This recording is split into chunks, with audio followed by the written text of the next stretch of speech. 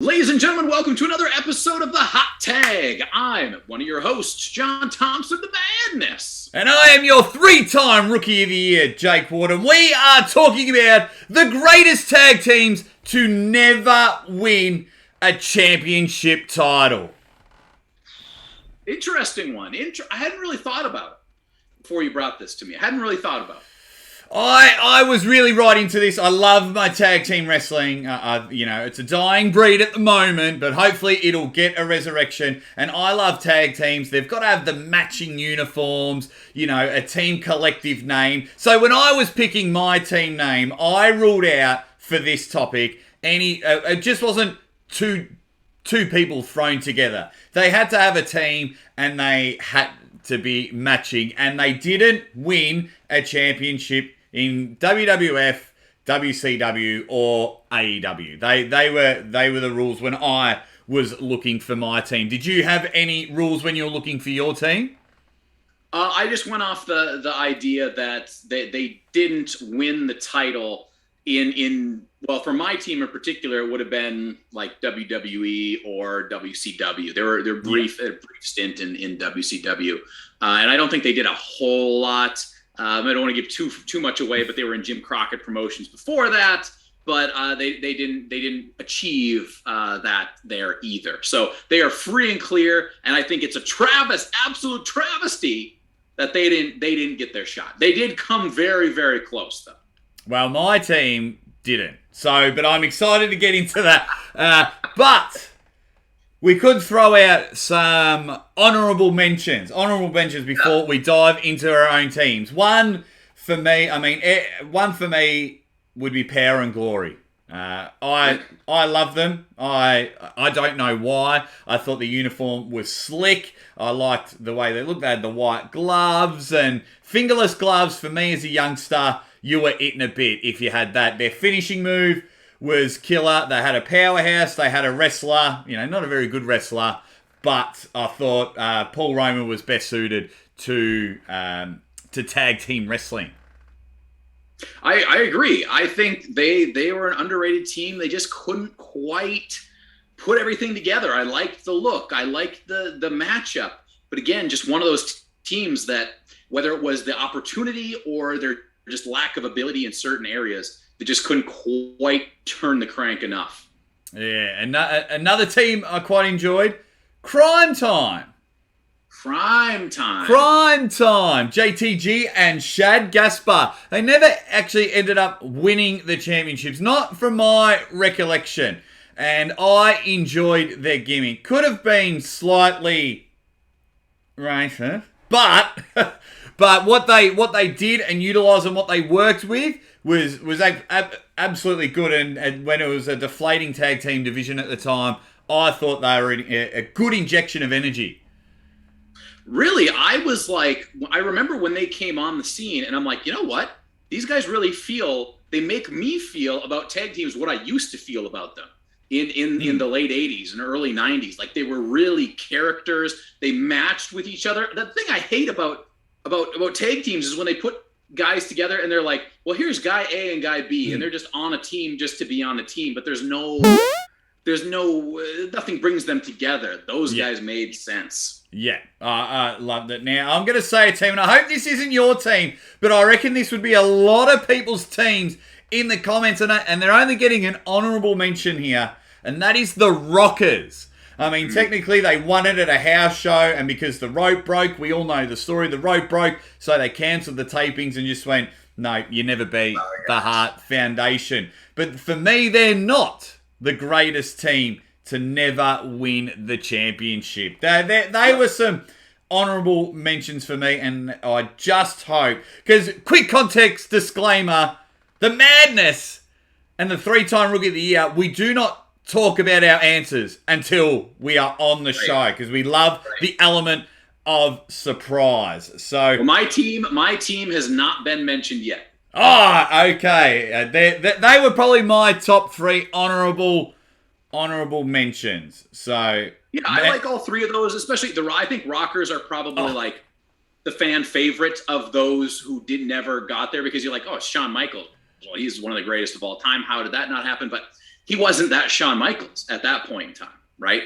And I think if they would have pushed with the Rockers, maybe they would have given him the championship. But who knows what would have happened to Shawn Michaels if he didn't become the Shawn Michaels at the time he did, the singles superstar. You know what I mean? They spent so much time wrestling the Orient Express and having good matches, but for me, the Rocket Drop drops them down the list. I didn't. Not for me. So, Madness. Now that we've just shocked the world pro wrestling, the pro wrestling world, muddling my words there. Now that we've shocked them and the Rockers are off the list, who is your greatest tag team that has never won the straps? Well, look, when I thought about, you know, who I went with what are the type of guys that I want to see. And I always go back to, like, you know, 80s, 90s. That's where these guys, late 80s, early 90s, those are my favorites. And these guys had a lot of things going for them. They were enormous human beings, massive, with the right up there with the biggest guys you could ever find in the WWF. They had a great look that went well together. Their names meshed together. And at one point in time, I think they had one of the perfect managers for them. So I picked the Barbarian and Warlord, the Powers of Pain. Oh, the Powers of Pain. What an absolute belter of a choice. And I like the heels. Power of the Pain, because they needed a manager, because they couldn't really talk. And with, you know, perfect choice.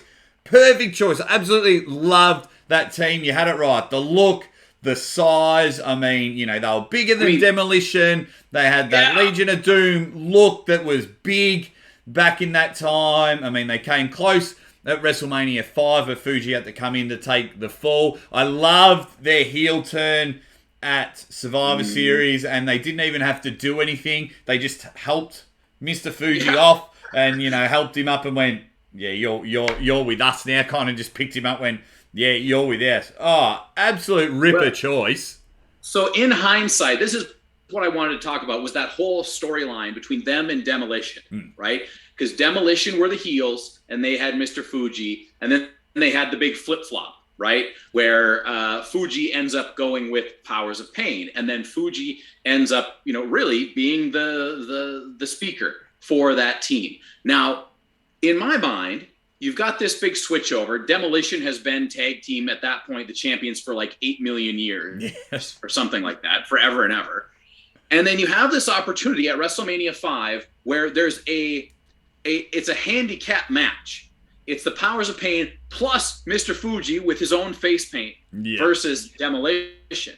And they end it with a disqualification, or no, not a disqualification. Fuji gets pinned, right? So they keep some kind of, you know, promise for the Powers of Pain, but Demolition keeps the belts. Why in God's name would you not have Fuji do something dirty, win the Powers of Pain, the championships, and extend that for until the next big pay-per-view, until SummerSlam, and then Demolition can get it back after SummerSlam? Whatever, who cares? I don't understand why they wanted to end that thing so quick. Powers of Pain, I don't think even were around in SummerSlam 89. That's true. They ended shortly thereafter. They ended up being a Demolition were in a 6-man tag. So I wonder if there was some underlining stuff going on there why they didn't. But I'm with you. They should have. As a youngster, of course, I was happy Demolition won. That was the way it was marketed to me as a 5-year-old. But as I continue to watch it, I'm the same. I was like, damn, I really wish the Powers of Pain would win this one. Now, have I got a team for you? I've gone a little bit left field. Hit me. I like a team that kind of cower when they're losing. A team that just love each other and show off when they're winning. They have elements of the Brainbusters. The Brainbusters are one of my favourite tag teams of all time. They've got elements of them. And when they came to the ring, even when they were trying to be faces, they were heels and you hated them, and no one liked them except for this young guy. They were the All-American boys, the fabulous Rujo brothers.